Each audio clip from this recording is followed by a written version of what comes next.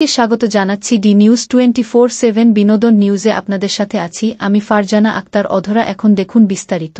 লৌহজন সাবেক প্রধানমন্ত্রী বেগম খালেদা জিয়ার জন্মবার্ষিকী পালিত। বিস্তারিত দেখুন মুন্সিগঞ্জ প্রতিনিধি সাফিন আহমেদের রিপোর্টে। লৌহজন মুন্সিগঞ্জ বিএনপির চেয়ারপারসন বেগম খালেদা জিয়ার ৮০তম জন্মবার্ষিকী উপলক্ষে তার সুস্থতা ও দীর্ঘায়ু কামনায় লৌহজন উপজেলা বিএনপির আয়োজনে গণদোয়া ও আলোচনা সভা খিদিরপাড়া ইউনিয়নের আদাবাড়িতে অনুষ্ঠিত হয়। উক্ত গণদোয়া মাহফিল ও আলোচনা সভায় প্রধান অতিথি হিসেবে উপস্থিত ছিলেন লৌহজন টঙ্গীবাড়ি মুন্সিগঞ্জ ২ আসন নির্বাচনী এলাকায় মনোনয়ন প্রত্যাশী বিএনপির যুগ্ম মহাসচিব অ্যাডভোকেট আব্দুস সালাম আজাদ। প্রধান বক্তা হিসেবে উপস্থিত ছিলেন বীর মুক্তিযোদ্ধা এম.এ. মালেক প্রান্তিক, জনগোষ্ঠী উন্নয়ন বিষয়ক সম্পাদক বিএনপি। বিশেষ বক্তা হিসেবে বক্তব্য রাখেন বীর মুক্তিযোদ্ধা বাবুল আহমেদ, সদস্য বিএনপি জাতীয় নির্বাহী কমিটি। উক্ত দোয়া মাহফিলে সভাপতিত্ব করেন লৌহজন উপজেলা বিএনপির ভারপ্রাপ্ত আহ্বায়ক আলহাজ কোহিনুর শিকদার।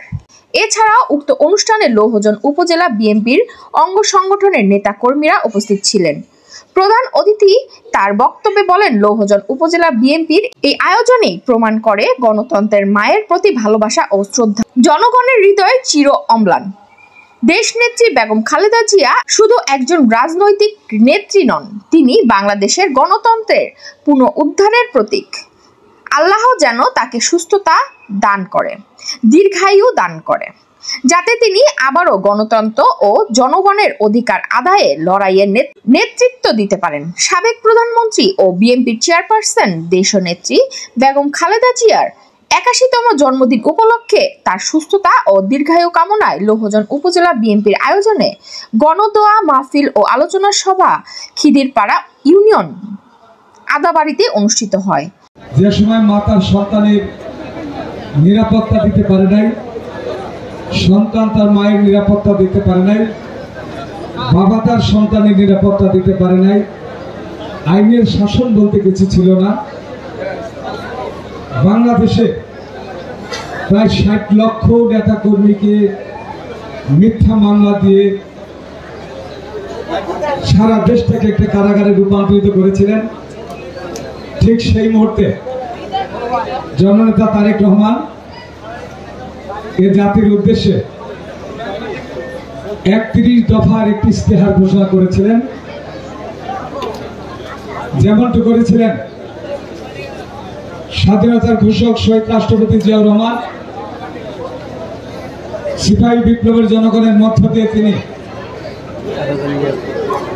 এদেশের মানুষের কাছে এসেছিলেন বহুদলীয় গণতন্ত্র প্রতিষ্ঠার জন্য।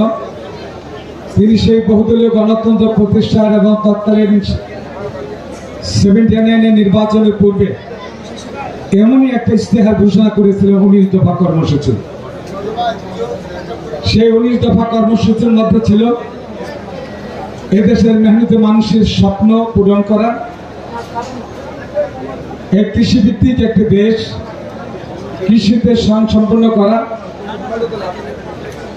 এদেশের বেকারের হাতকে কর্মীর হাতে পরিণত করা এবং তার সেই আন্তর্জাতিক নীতিমালার মধ্য দিয়ে আমাদের এদেশের যুব সমাজকে জনশক্তিতে রূপান্তরিত করে এদেশে একটা অর্থনৈতিক স্বয়ংভর রাষ্ট্র হিসেবে পরিণত করা। ঠিক তারই আদালতে আমাদের প্রাণপ্রিয় চেয়ারম্যান। আমাদের নিউজ দেখার জন্য ধন্যবাদ। এতক্ষণ আপনাদের সাথে ছিলাম আমি ফারজানা আক্তার অধরা।